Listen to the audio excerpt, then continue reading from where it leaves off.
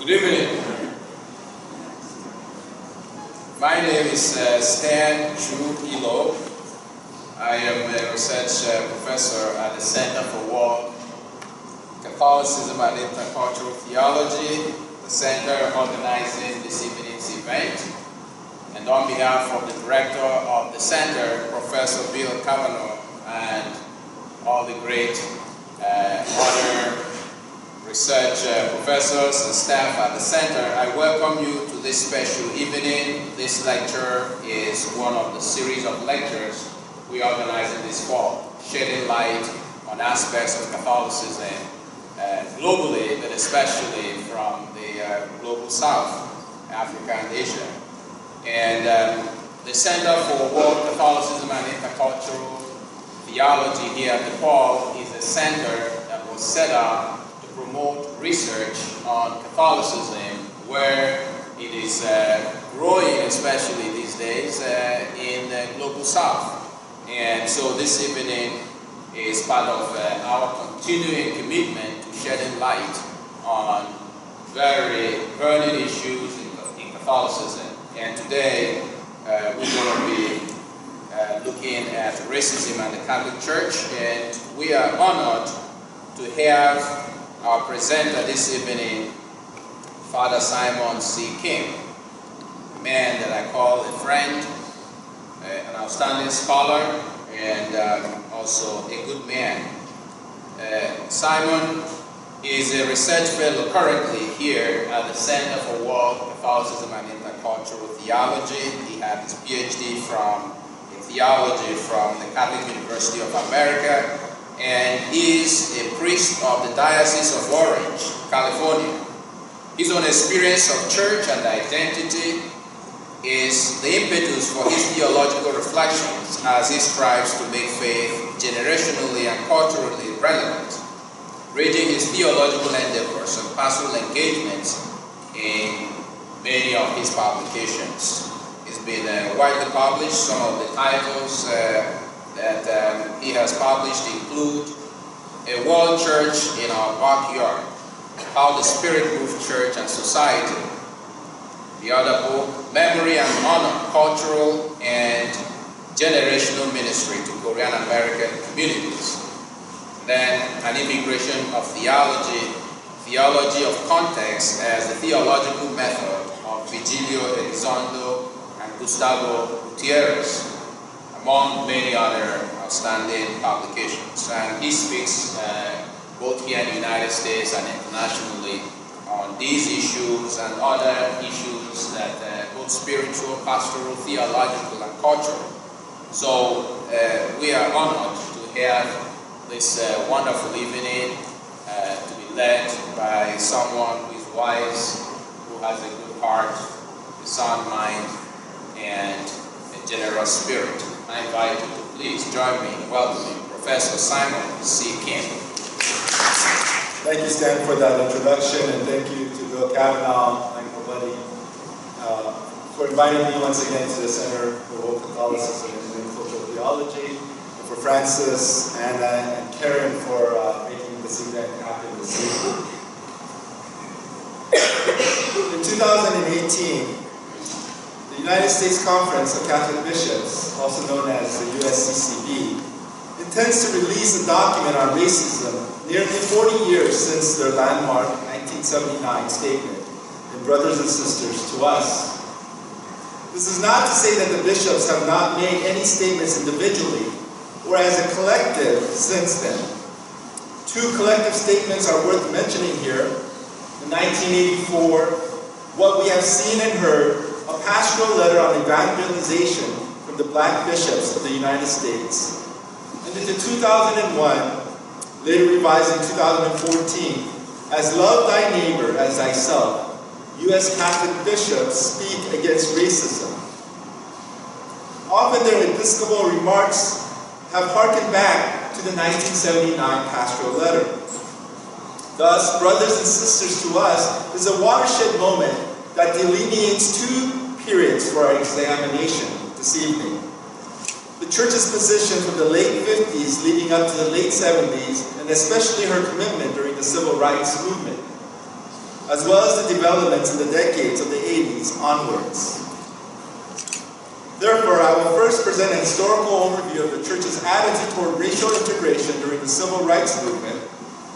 Second, I will summarize the 1979 document, Brothers and Sisters to Us, and the research report on its 25th anniversary to examine its importance back then and for us today. Third, I will present two recent individual bishop statements since the 1979 document. Finally, I hope to conclude with the questionnaire that was sent out to begin the formulation for the upcoming document on racism. An interesting thing happened as I was initially thinking about this presentation. I knew that the bishops were planning on releasing a document on racism, but was not privy to the planning or the initial discussion. I was working in another committee on Asian and Pacific Island and Pastoral Planning, but we were all under the Office of Cultural Diversity. My interest was mainly from my prior research on the Second Vatican Council, 1962 to 1965, where hardly any of the U.S. bishops raised the issue of racism as a major concern for the Church. One would surmise that the bishops knew very well what was happening with the Civil Rights Movement since it garnered national attention. It was about this time I received an email questionnaire as the idea of a document on racism was being discussed. Thus, I was not only able to see the starting point of this important discussion, but also who was spearheading this initiative. The USCCB inquired about the usefulness of a new document and influence such a statement would have in light of the current racial climate. They also wanted to know what the key messages should be and how to phrase racism to capture all its complexities. Finally,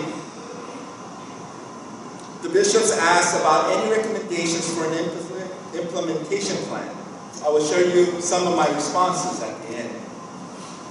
The upcoming 2018 document would be a statement by all the bishops in the United States. However, committees with their advisors are commissioned in putting together a pastoral response. As in most cases, when a collective statement on race has been made by the Church, African American bishops have always been on the forefront leading the proclamation.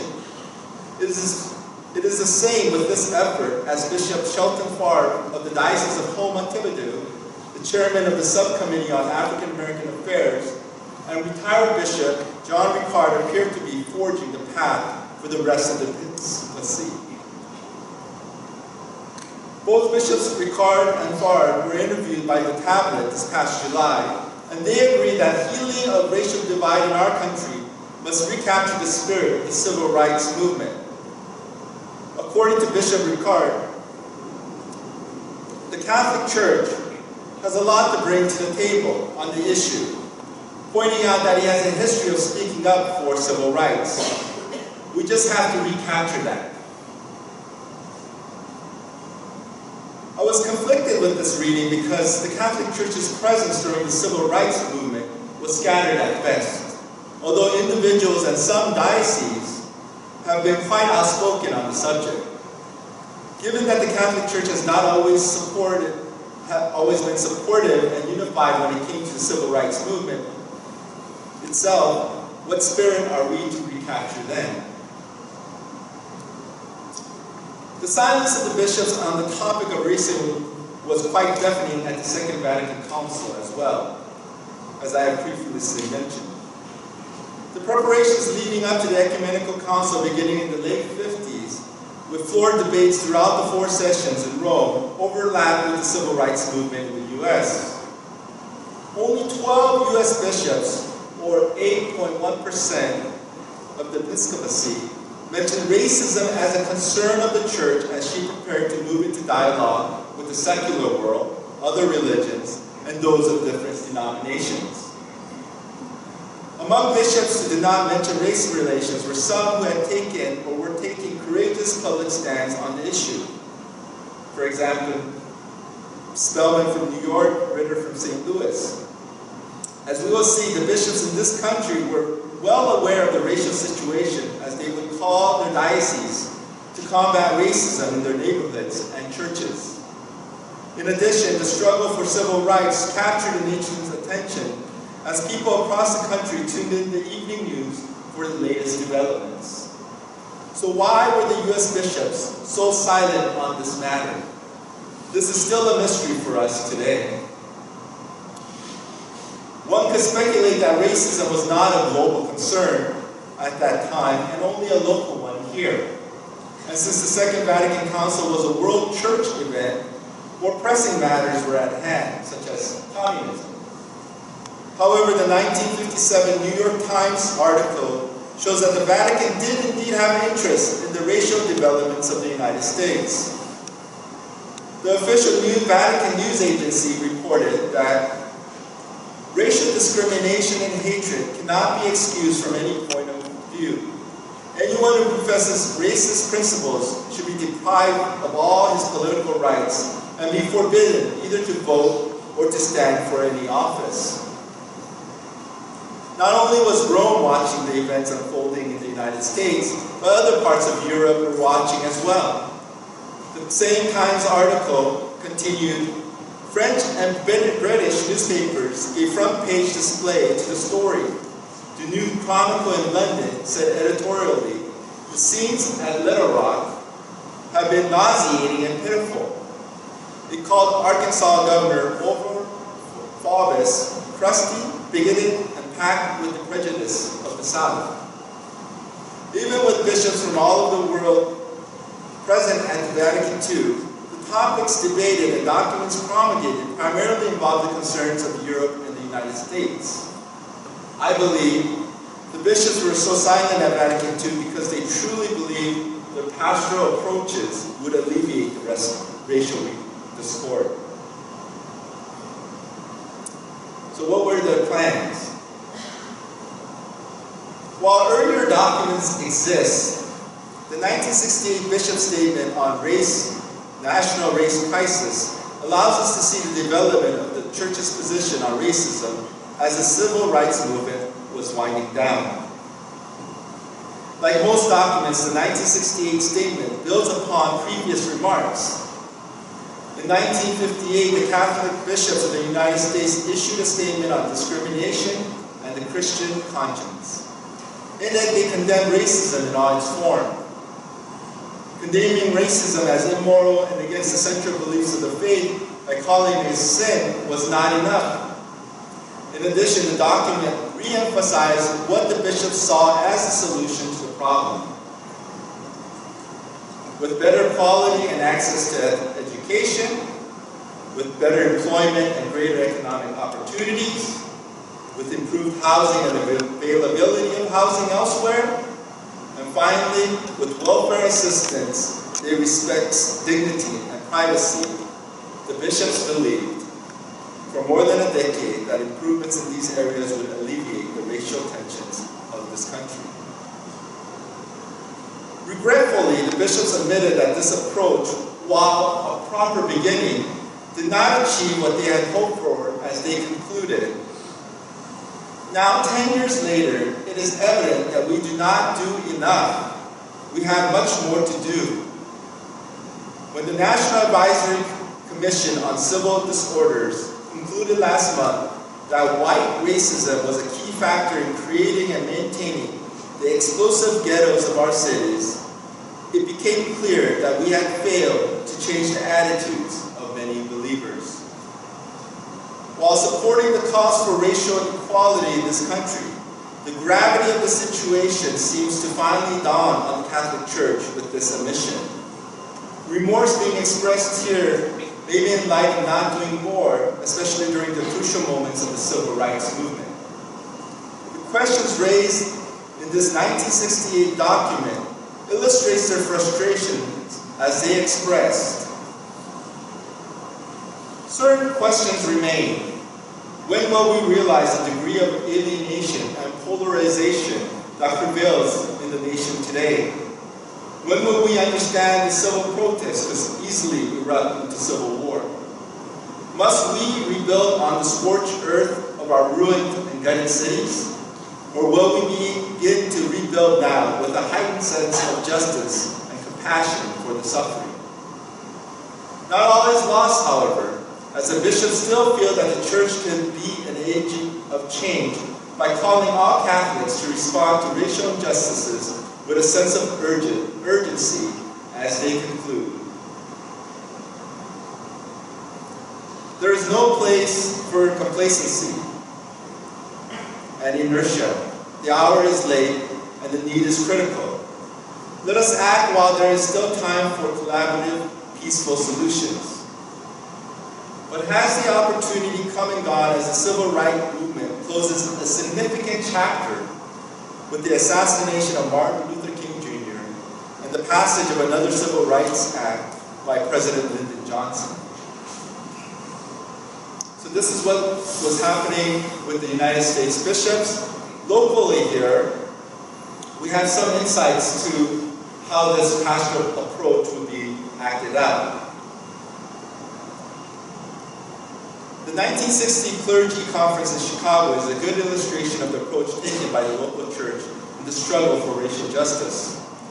Called together by then Cardinal Albert Meyer, the Presbyteral gathering focused on the demographic shifts in Chicago's neighborhoods. In particular, the conference papers focus on the impact of African Americans moving into new parish boundaries. In 1960, there were 750,000 Black Catholics with only half of the population in primarily dominant African American faith communities. Another major concern for the Archdiocese of Chicago was regarding the birth rate, since there was a huge disparity between blacks and whites. While other factors such as fear may have been a very large part of this conference, the focus was to examine the impact of African Americans on ethnic Catholic neighborhoods and the way of inclusion for them into the church. As you can see, within a half a century, the presence of Black Catholics grew several times over. This statistical data reported was seen in two ways. Some saw the movement of African Americans into Chicago in a negative light, as a threat to their way of life in their neighborhoods and churches. Others saw the influx as a positive opportunity for evangelization and welcoming African Americans into the Catholic Church. Those with a positive view of shifting demographics organized their churches as missions. This approach would not be politically correct today. However, it does reveal the mindset of Chicago Catholics in anticipation of the growing African American population. First, Chicago Catholics believed that more could be done and they could be the catalyst for that change. Second, a welcoming church community would foster desegregation in the neighborhoods with its parochial boundaries. And third, with proper housing, education and employment opportunities would then increase. Why was there so much optimism for what the church could do in society in 1960 Chicago? Catholics must have been aware of the racial inequalities plaguing this country and the crimes committed against blacks. According to the conference papers, the opportunity to increase church membership seems to have blinded many to the ugly reality of racism. At present, the church finds itself in what can generally be called a favorable position as far as African Americans are concerned. Most African Americans who belong to a church are Protestants, either Baptists, who have the largest share, or Methodists. About 6% of African Americans are Catholics. The 94% remainder is largely in ignorance of the church. For most of them, it is just a name, the name of one of the white man's churches. But the Catholic Church has two attractions to draw the African Americans' attention: its schools and its claim to be the one universal church. Could the claim to be a universal church and offering good education be enough reasons to entice African Americans into the Catholic Church? Although this approach can be found in other parts of the country, the Chicago experience gives us a unique perspective of this possibility. The attraction to a universal church is its views on human dignity. Since racism is seen as a moral and religious issue, the church would be the place to overcome racial inequalities. In addition, the universality of the church would mean that Catholics, regardless of race, would be accepted equally everywhere. Catholic education was desirable back then as it is today. So why didn't these factors transform churches and neighborhoods as the 1960 conference anticipated? There are several complicated developments and reasons for why the Chicago Archdiocese was not able to accomplish their goal. I will present my own thought on this matter, on why they were not able to realize this aspiration. Chicago Catholics, in general, underwent discrimination and segregation as Irish, German, and Polish immigrants. In many ways, the church was with them on every step of the journey.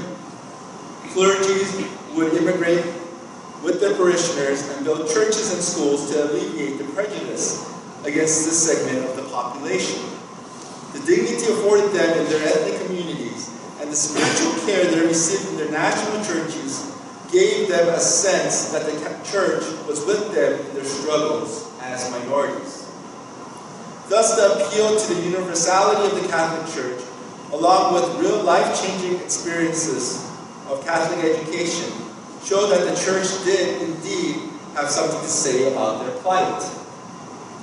The 1960 Chicago Clergy Conference is working out of the same model, I believe.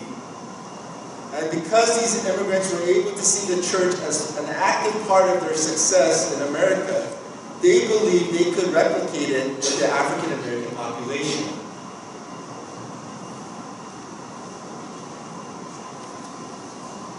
However, one thing they failed to see is that the church never underwent the struggles with the black community.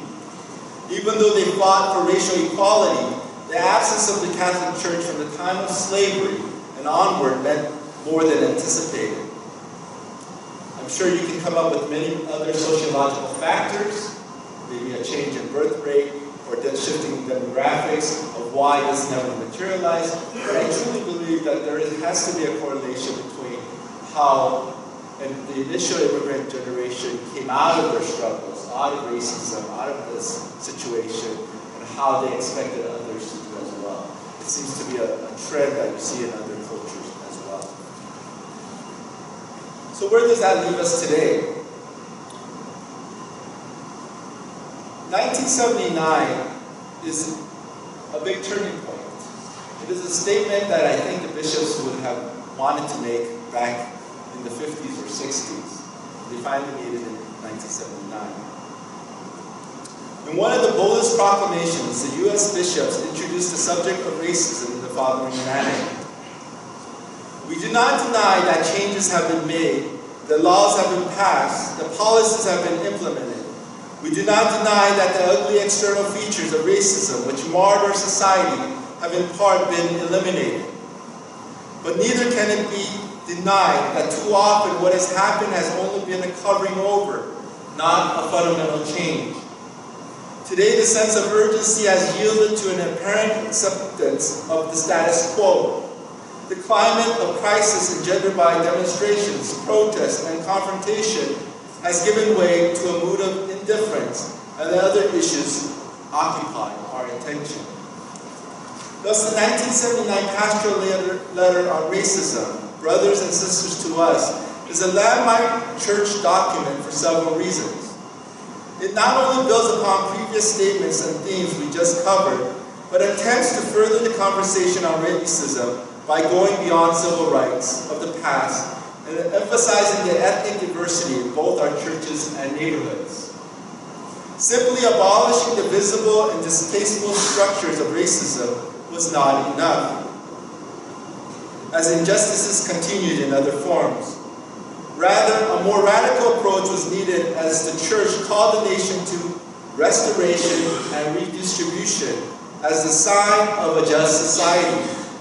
Racism, the bishops claim, obscures the evils of the past and denies the burdens that history has placed upon the shoulders of our Black, Hispanic, Native American, and Asian brothers and sisters. An honest look at the past makes plain the need for restitution wherever possible, makes evident the justice of restoration and redistribution. This perspective is what makes this document a landmark pastoral statement in my reading of it. It finally puts the Catholic Church on the side of the civil rights movement, although a decade or so late. We have seen previous attempts where the Church sought to desegregate communities and create better opportunities for African Americans in terms of housing, employment, and education. However, there was still the question of whether the Catholic Church was on the side of the civil rights movement.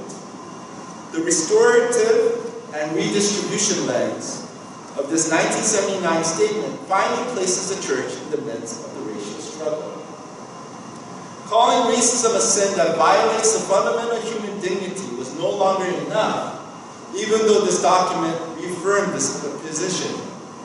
It furthers the previous understanding of sin and sinful structures by calling for not simply the remediation of them, but for the accountability and action of everyone in this country. In other words, all of us, as a collective, are guilty of this sin, as the bishops declared. The structures of our society are subtly racist, for these structures reflect the values which society upholds. They are geared to the success of the majority and the failure of the minority.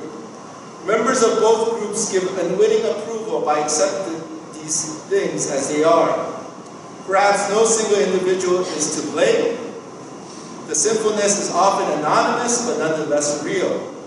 The sin is social in nature in that each of us, in varying degrees, is responsible. All of us, in some measure, are accomplices. As our recent pastoral letter on moral values states, the absence of personal fault for an evil does not absolve one of all responsibility. We must seek to resist and undo injustices we have not ceased, lest we become bystanders who tacitly endorse evil and so share in the guilt in it. It is this apologetic tone that the Church is called to be a prophetic voice. The voice is not simply to point out the faults of others or society, but to admit the transgressions within the body of Christ. The transformative witness according to this document is revealing of the weakness of our humanity. And only through such an admission can the Church be a voice for those being oppressed, as well as the agent for radical transformation needed for conversion. Each of us, as Catholics, must acknowledge and share the mistakes and sins of the past. Many of us have been prisoners of fear and prejudice. We have preached the gospel by closing our eyes to racism it condemns. We have allowed conformity to social pressure to replace compliance with social justice. While some thought that the racial woes of this country subsided with the passage of civil rights legislation, this document insistently reminds us that equality and justice are works in progress. Although major hurdles to racial equality were legally abolished, inequalities still remain. In particular, when it came to economic justice, the conflict was not simply between haves and have-nots, but was rooted in racial discord, according to this document. Citing that the Church must be mindful of economic inequalities, the bishops reminded the nation that the new economic crisis reveals an unresolved racism that permeates our society's structures and resides in the hearts of many among the majority. Because it is less blatant, this subtle form of racism is in some respects even more dangerous, harder to combat, and easier to ignore. To further understand the impact of this document, I will now do a little reflection on the 25th anniversary research report. In October 2004, the United States Catholic Conference of Bishops published a follow-up research report on the 25th anniversary of Brothers and Sisters. It was a unique report commissioned to study the impact of their exhortation for racial equality. They said, one way to measure the pastoral letter's impact, indeed, perhaps the best way, is to observe the changes in attitudes, practices, and structures in the years following this promulgation. While 7 areas of impact were studied, I will present 4 of the findings to help us better understand the document's effect and how the church has progressed. The first area focused on how well the church was speaking out on the issue of racism. Among the primary challenges the U.S. Catholic bishops said that presented to themselves all members of the church were the need for personal conversion and the sin of racism, increased awareness of the structural dimension of racism, and the need to speak out against racism in all its form. A quarter of a century later, the message of racial equality was less than impressively proclaimed or heard. According to the study, 35 bishops, or approximately 18% of the episcopacy, had individually issued a statement on racism or collaborated on one since 1979. There is no way to know how many priests preached about racism in Sunday homilies. However, a 2003 survey reported that 36% of parishioners recalled this issue being proclaimed at church within a 3-year time span. Thus, the research suggests that 1, bishops have not continued their own message of combating racism, and 2, a majority of Catholics in this country have not heard such a message preached from the pulpit. A more startling finding in the study had to do with racial attitudes. While not isolated to Catholics, whites in general who profess a Christian beliefs have withdrawn their support for public policy when it comes to racial relations.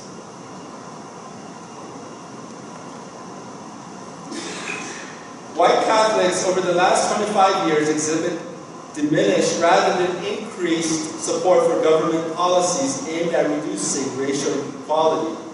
Specifically, white Catholics have become less likely to agree that government should ensure equal opportunity, less supportive of government aid to blacks, and less supportive of government's role in ensuring that blacks get fair treatment in jobs. Consistent with other whites, white Catholics' support for government assistance to blacks appears to diminish most dramatically beginning in the late 1980s. One would assume that the 80s would have sparked Catholics to do more for racial equality, given the circulation of brothers and sisters. In addition to the diminishing support for combating racism, the study further illustrates that there is a widening gap between blacks and whites when it comes to public policy. The section ends with the following conclusion. These findings suggest that the Church's statement condemns racism have not had the intended effect of reducing the pervasiveness of racist attitudes over the last 25 years. Perhaps there is a direct correlation of the widening divide and the apathy for government legislation based on the hierarchy's inability to continue the message of racial justice following the pastoral letter and the faithful hearing about racial struggles at church. The second area that we see up here focus on shared responsibility and decision-making in the church. Since black Catholics only comprise 3% of the overall U.S. Catholic population, the study reported proper representation of this particular ethnic group when it came to bishops and deacons, approximately 3% as well. However, a disparity exists when it comes to priests, sisters, and lay pastoral ministers. Although a rationale for the lack of leaders at the parish level was not given, a history of not encouraging blacks to enter into these ministries can be well documented. Following population percentages for proper representation can be a double standard of sorts. For example, the U.S. Church has a greater percentage of white bishops compared to the percentage of white parishioners. In addition, other ethnic groups such as Hispanics and Asians are not fairly represented under this model. A larger percentage of parishioners in these ethnic groups fill the pews every Sunday compared to Episcopal representation in the church. It is interesting to note that official statistics are not kept regarding the ethnic background of U.S. bishops. When I inquired to the USCC about the racial breakdown of our U.S. bishops, they could not give me a direct answer. The third area focused on the church's ability to foster vocations. The findings from this research indicated an institutional bias by not being able to accommodate the cultural needs of Black Catholics. Not only did seminaries and other formational programs fail to provide a historical or cultural narrative of the faith tradition for different ethnic groups, the lack of role models hindered the recruitment of young men and women. For example, pastors with little or no cultural exposure would be sent to serve in predominantly African American churches. Today, another challenge emerges with the recruitment of Africans for the priesthood in the United States. Coming to the U.S. either as priests or seminarians, these ministers serve the African American communities with no awareness of past racial struggles or the Black culture of their parishioners. Finally, the final area of report for our purposes focused on enculturated liturgies, pastoral programs, and educational initiatives. The 1979 pastoral letter reminded us of the need to cultivate spiritual gifts that each community is able to contribute, especially in these areas. Although an essential aspect of parish life, lack of models of enculturation was a major hurdle for most. While desiring such cultural expression, these communities also realized that they were not able to follow prepackaged programming. In other words, an enculturated expression of the faith in one locale was not necessarily replicable in another. In addition, the influx of new immigrants from Africa and the Caribbean have made an enculturated expression that much more difficult. A diverse cultural narrative and identity is a reality in our country. However, how to navigate such diversity for a proper expression of worship is a new territory for all. The summary of this research report paints a picture in which the church has proclaimed one thing, but has failed to continue the momentum for racial justice. Limited progress in creating worship spaces, promoting leaders, and proclaiming a consistent message have hampered the hopes of the landmark pastoral letter on racism. My own personal disappointment with the study is twofold. First, the actual findings indicate a lack of enthusiasm from all levels of church in supporting a more racially just church and society. In fact, one could conclude from this research that we have taken steps backwards when it comes to race relations. Second, I am disappointed with the fact that while the original document expanded on the diverse population facing blatant racism, subtle racism, and structural racism, the bishops commissioned only a report on racial relations between blacks and whites. Let me go on to the third part of the presentation, and I will make this a little briefer, are what two bishops have done since the 1979 statement. Two individual pastoral letters on the topic of racism are worth mentioning come from this state, Illinois. Cardinal Francis George of Chicago, now deceased, and Bishop Edward Braxton of Belleville Diocese issued statements furthering our discussion on racism. In 2001, Cardinal George issued a pastoral letter on racism, Dwell in My Love. Commemorating the 33rd anniversary of the death of Dr. Martin Luther King Jr., Cardinal George presented a theological as well as a social rationale for recommitting the local church to, quote, to inhabit a world where all of God's people can dwell together in His universal love, unquote. While building upon previous proclamations against all forms of racism, this pastoral letter specifies 4 types of racism that may have not been addressed in previous conversations. Cardinal George mentions, the face of racism looks different today than it did 30 years ago. Overt racism is easily condemned, but the sin is often with us in more subtle forms. In examining patterns of racism today, 4 forms of racism merit particular attention: spatial racism, institutional racism, internalized racism, and individual racism. Spatial racism refers to metropolitan development, where ethnic divisions are exacerbated. Motivated by fear, white flight into suburbs left many urban areas in poor conditions, while gentrification of older neighborhoods priced out specific populations. In either case, racial divisions has increased, leading many parish communities to follow similar patterns of growth or decay.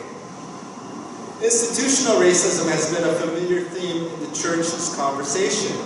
The church has often referred to this as structural sin, where attitudes and beliefs of superiority go unquestioned. Other forms such as tokenism can arise from institutional racism when differing ethnic groups are granted minimum access for the appearance of diversity. When institutional racism is unquestioned, the dominant group's belief of superiority or white privilege can cause devastating effects for minorities, leading to internalized racism. Because of their socialization within the dominant racial and cultural system, people of color can come to see themselves and their communities primarily through the eyes of that dominant culture, states Cardinal George. The consequence of this is that one's own history and culture becomes lost, or if retained, are seen as inferior. The 4th form of racism, according to this document, is individual racism. Unlike spatial and institutional racism, which are more public in nature, individual racism perpetuates itself quietly when people grow up with a sense of white racial superiority, whether consciously or unconsciously. This type of racism transcends socio-economic levels, as every level of society is tempted by feelings of prejudice towards people of different national, cultural, or economic background. With a nuanced understanding of racism, Cardinal George created an agenda for addressing racial and systematic injustices at all levels of the church. The Archdiocese of Chicago, local parishes, and Catholic schools, through liturgical prayer and community action, were called upon to evaluate and execute spiritual, economic, and social plans for racial awareness and a means of how to counteract it. I guess we will have to see for the next report on how well they have done this, but at least if you look at the history of the U.S. Church, it seems like Chicago is one of the areas in terms of getting the conversation further. The bishops here as well as the clergy and the people have done a better job than in other places. In 2014, Bishop Edward Braxton of the Diocese of Belleville issued a study guide for better awareness of current events involving racism. Highlighting the deaths of 6 African Americans and violence perpetuated in their communities, Bishop Braxton hoped that the World Day of Peace in 2015 would have greater significance for Catholics in this country. Citing the words of Pope Francis, Bishop Braxton also took a tone of reconciliation when he acknowledged that by her own admission, the Catholic Church in the United States has a flawed history in the area of racial equality. Perhaps the most poignant statement in his plea comes towards the end when he questions the adjective minority. Are there really minority Americans and minority Catholics? Though these expressions are regularly used in government and church documents, they are radically incorrect and they exacerbate the sometimes difficult relationship between people of different ethnic and racial backgrounds. The reasons why these expressions are questionable become apparent after a careful consideration of what it actually means to be an American and what it means to be a Catholic. In the end, these expressions contribute to and underscore the racial divide in our country and in our church.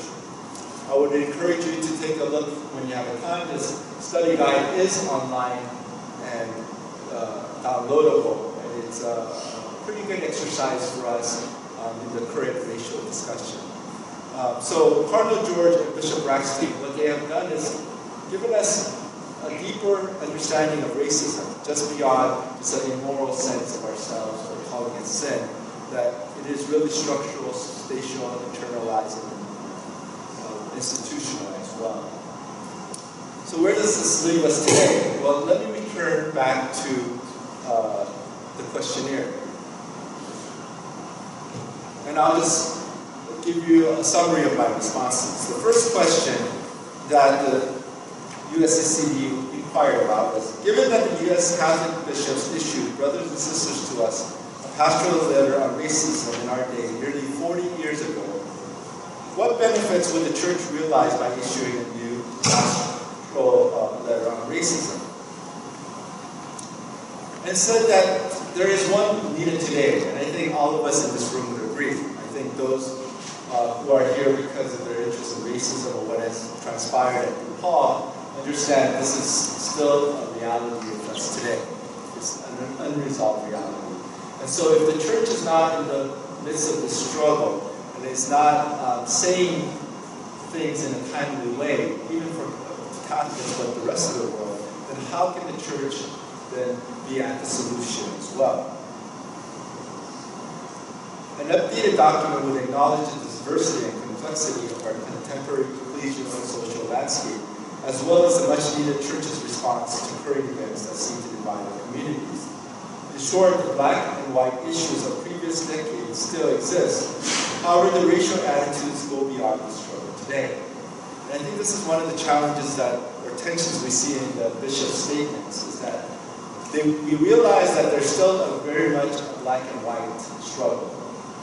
But that struggle has expanded to other cultures and races and peoples, and how do we include them into this wider conversation instead of that? So there's a tension on either side, and I think the statement, if it comes out in 2018, the positive thing we could do is probably bring us together, this universal church, as we heard it called, of human dignity, and say this is all our fight. This is all our racial struggles, even if we are white.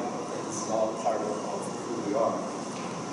The second question was, how might a renewed statement from the leadership of the Catholic Church influence the current climate of race relations in the United States? And I said the importance of a renewed statement would only arise from the Church's own criticism of herself. We heard some bishops admit the flaw of the Church's history. But I think the Church has to go a little bit more than just pointing out the flaw and ask for forgiveness and find a way of reconciliation. Reconciliation is not just word, but it's also some sort of act of reconciliation. And if we truly believe in the 79 document that we need restorative and redistribution, some type of action, what is the Church's response for having failed in the past? I think this statement, if we included something like that, would be very positive as well. A self-examination of the lack of diversity in episcopal, diocesan, and parish leadership would allow others to see that the Church is serious about racial justice in both church and society. Only through such a humble gesture, with such a document be taken seriously as the Church herself becomes the first to address such matters. With this humble posture, the Church can ask others to do the same by challenging not only blatant racism, but also the racial attitudes that keep the Church from recognizing the diversity and contribution of all members. I also mentioned that the statement has to include immigration, because this is another hot topic for us today, especially in this election year. And the 79 document, we talked a little bit, very briefly, mentioned actually just one time, undocumented workers. But I think the state of immigration, of undocumented people, of why people are coming here and the challenges they face within their own cultures and in the wider culture as well, needs to be addressed within a document on racism. Because they are the new scapegoats. They are the ones who are being pointed out because of the color of their skin. There are many undocumented people in the United States, but those of Latino descent are the ones being pointed out now. U.S. Catholic Church has always been a gathering of immigrants and will continue to be so in the future. Without addressing the national conversation of immigration reform and the value that immigrants bring to our society today, will such a statement resonate with future generations? 3. What key messages should the proposed pastoral letter address? And this I just briefly bullet form, I'll tell you that I put forgiveness of past failures, to be on the forefront of racial struggles, especially in the midst of the civil rights movement, addressing both racism and racial attitudes in church and society, immigration and the changing demographics, overcoming fear and anxiety, white flag gated communities, laws to protect our borders. Examples of best practices should be included that have been gleaned from throughout the world, because we are not the only country to be facing this issue. And guidance for future reflection and actions in the local community. And 4, what terminology, if any other than racism, would be more effective for articulating the struggles for racial justice today? I think Cardinal George presented us with some different options, but the one that I seem to point to is racial attitudes. Because not all of us are racist, plain racist, but all of us have some type of racial attitude, knowingly or unknowingly. We say things. We've given to stereotypes. And these are all racial attitudes. And it's not saying that we are racist, but since we have these racial attitudes that are biased, we must also have a conversation on how do we start addressing this as Catholics? How do we start addressing this as a society? And finally, the question was, what recommendations would you offer for promulgating a transformative action plan that advances this message? I think a lot of the models we see today trying to implement programs are within small faith communities. So within small faith communities, there are programs, Just Faith as a program where people gather together for prayer, for a reading of Scripture, and then not only to just reflect on what the Scripture says about themselves, but then how to be called into the world. And I think specific programming on the topic of race, brought into this type of format, could be helpful for parishioners to further reflect on racial inequalities. And as we heard in this presentation, bishops and priests have to do a better job about preaching about it and continuing the fight against racism. And so at this time, I would like to pose those questions to you. So maybe perhaps turn to each other in groups of 2 and 3s, and maybe tackle one of these questions. Maybe it's the implementation, maybe it's the form of racism. What is your response? If you had a chance to tell the bishops as they're formulating this, and they handed you this set of questions, and I'll put the questions up on the screen, what would you want to say to them? So you will agree with me that this was a very thought-provoking, very rich, deeply insightful, but also very optimistic presentation. So join me in